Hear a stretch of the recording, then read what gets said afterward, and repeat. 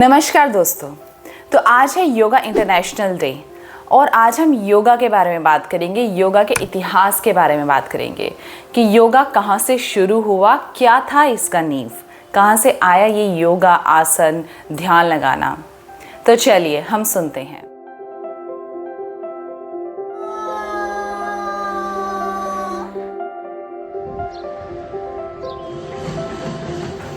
बुद्धा के अकॉर्डिंग योगा 500-600 साल पहले शुरू हो गया था, यानी कि जो ये ध्यान लगाया जाता है ये 500 साल पहले शुरू किया गया था। बुद्धा, इनको तो आप जानते ही होंगे, जिनका पूरा नाम था सिद्धार्थ गौतम बुद्धा। बुद्धा वैसे बाद में पड़ा था, इनका पूरा नाम था सिद्धार्थ गौतम। इनकी ज़िंदगी में कोई दुख या तकलीफ नहीं थी। ये नेपाल के एक राजकुमार थे। इनके पास पैसों से लेकर बाकी सारे ऐशो आराम थे, लेकिन जो इनके आसपास के लोग थे, इन बाकी जो लोग थे, उनके दुखों को देखकर, उनकी तकलीफ को देखकर इन्होंने बौद्ध धर्म ज्वाइन किया था। ये बौद्ध धर्म में आए थे ताकि लोगों को राह दिखा सकें, लोगों को एक सुकून से जीने का तरीका दिखा सकें। तो वहाँ से जो है बौद्ध धर्म की शुरुआत। तो ये तो हमने बात करी कुछ 500 साल पुरानी, लेकिन ऐसा कहना है कि योग की जो शुरुआत है वो कहीं 5000-6000 साल पहले हो चुकी थी। आपको पता है ये जो संस्कृत का जो धातु है ये युज, इस युज वर्ड से जो है योग निकला है। युज शब्द का अर्थ है, दो अर्थ निकलते हैं इसके, एक तो है अनुशासन, डिसिप्लिन, और दूसरा है जोड़ना। इस युज शब्द से ही, इस युज धातु से ही योग बना था, योग का शब्द बना था। और आपको पता है जो ये योग है, आजकल आप देखेंगे कितने सारे ऐसे टीचर्स हैं, जो नए नए टीचर्स आ रहे हैं योग सिखाने के लिए, आसन सिखाने के लिए, योग की शिक्षा देने के लिए।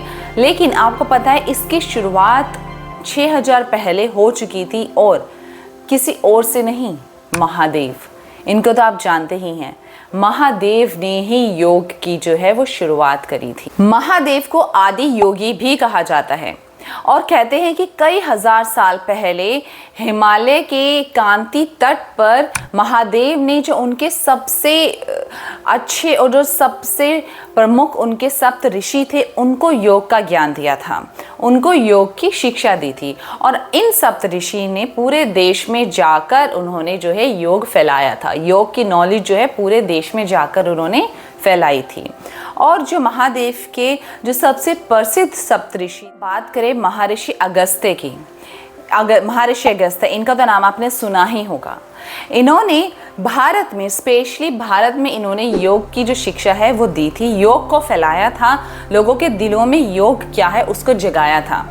और इन्होंने, अगर आप सिंधु घाटी की बात करें, अगर सिंधु घाटी के इतिहास को आप जानें, उनका रहन सहन अगर आप देखेंगे तो आपको पता चलेगा कि उसके इतिहास में भी योग को काफ़ी ज़्यादा इम्पोर्टेंस दी गई है, काफ़ी ज़्यादा वहाँ पे जो है योगिक रहे हैं।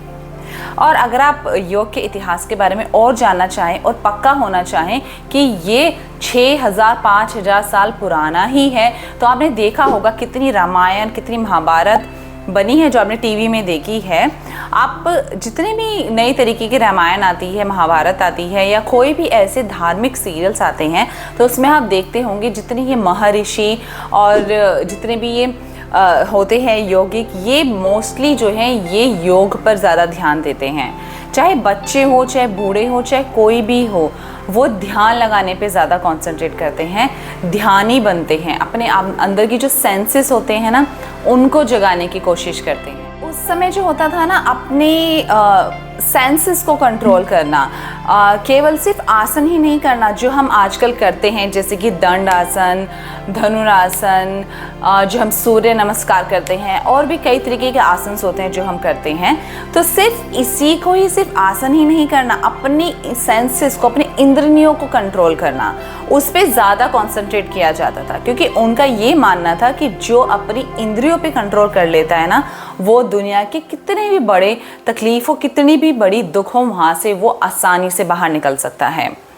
तो सेंसेस के बारे में तो आप जानते ही होंगे, जो हमारे सेंसेस हैं, जैसे कि टेस्ट, चखना, सुनना, हेयरिंग, और सूंघना, जो हम सूंघते हैं, जो हम टच करते हैं, जो हम फील करते हैं, जो हम देखते हैं, जो हम सांस लेते हैं, ये जो हमारे सेंसेस हैं, जो हमारे 5 सेंसेस हमने बुक में पढ़े हैं, लेकिन एक जो हमारा 6th सेंस होता है, आपने ये बोलते हुए सुना होगा कि 6th सेंस, मेरी 6th सेंस बोल रही है कि कुछ गलत होने वाला है, ऐसा सुना है ना आपने। तो जो 6th सेंस होती है ना, ये दिखती नहीं है, लेकिन कहीं ना कहीं ये बहुत स्ट्रांग होती है। तो इसको भी आपने इंट्यूशन वर्ड सुना होगा कि मुझे ऐसी इंट्यूशन आ रही है कि कुछ गड़बड़ होने वाली है या कुछ गड़बड़ हो जाएगी, तो वो हमारी 6th सेंस ही होती है। उसको भी कंट्रोल करना जो हम अपने माइंड से, जो हम अपने योग से ही कर पाते हैं, और पहले के जो लोग हैं वो यही किया करते थे। समय का जो योग होता था ना, वो बहुत मुश्किल होता था, यानी कि लोग पहाड़ों पे चले जाते थे अपनी फैमिली को छोड़कर योग करने के लिए, ध्यान करने के लिए। आपने काफ़ी सीरियल्स में देखा होगा, दिखाया गया है कि लोग कैसे अपनी सालों सालों तक, वर्षों वर्षों तक, इतना टाइम हो जाता है उनको, वो योग में जुटे रहते हैं, अपने ध्यान में लगे रहते हैं, उनको अपनी फैमिली का किसी का ख्याल नहीं रहता। तो वो जो योग था वो बहुत मुश्किल था।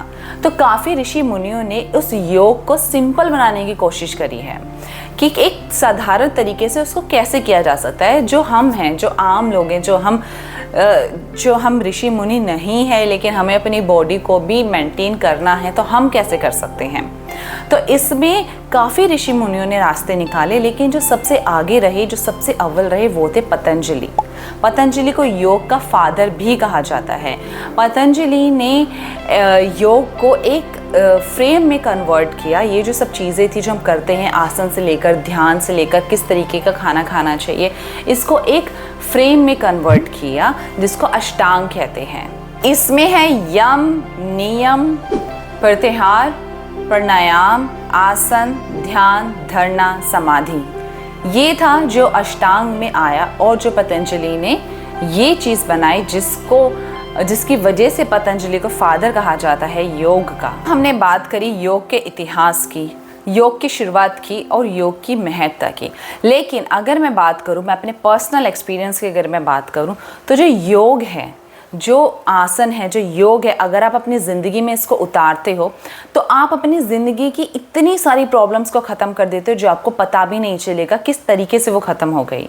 जो ये हील होना बोलते हैं ना, जो हम हील होने के लिए कितने डॉक्टर्स के पास जाते हैं और कितनी दवाइयाँ लेते हैं, जो डिप्रेशन में चले जाते हैं लोग, अगर वो लोग सिर्फ मेडिटेशन पे ध्यान दें, तो वो इस बीमारियों से, इस तकलीफ़ से ईज़िली बाहर निकल सकते हैं। ये मेरा खुद का एक्सपीरियंस है। जो एक मेडिटेशन होता है ना, ध्यान लगाना होता है, वो तो एक रामबाण होता है। जब आप मेडिटेशन करना सीख लें, जब आप पहुंच जाएं उस लेवल पे कि हाँ अब आप मेडिटेशन कर सकते हैं, शुरुआत में आपको दिक्कत ज़रूर होगी, लेकिन जब आप धीरे धीरे करके, आप प्रैक्टिस करके उस लेवल पे आ जाएं, तब आपको पता चलेगा कि जो ध्यान लगाना है उसकी शक्ति क्या होती है। लोग कहते हैं ना कि मैं इतनी तकलीफ़ में हूँ, मेरे को दारू पीनी है, मेरे को सुकून मिलेगा जब वो नशा होता है दारू का, और मुझे कहीं से दारू मिल जाए, चलो यार तकलीफ़ में चलो चलते हैं, है ना, ऐसा कहते हैं ना लोग आपस में। लेकिन मैं आपसे ये कहूँगी कि अगर आप इस दारू के नशे को छोड़कर मेडिटेशन के नशे में आ जाए ना, मेडिटेशन के नशे को चख लें, तो आपको इस अल्कोहल की, दारू की कभी ज़रूरत ही नहीं पड़ेगी। आपको वो ज़िंदगी भर का सुकून देगा। तो कोशिश ज़रूर करके देखना, राइट। धन्यवाद।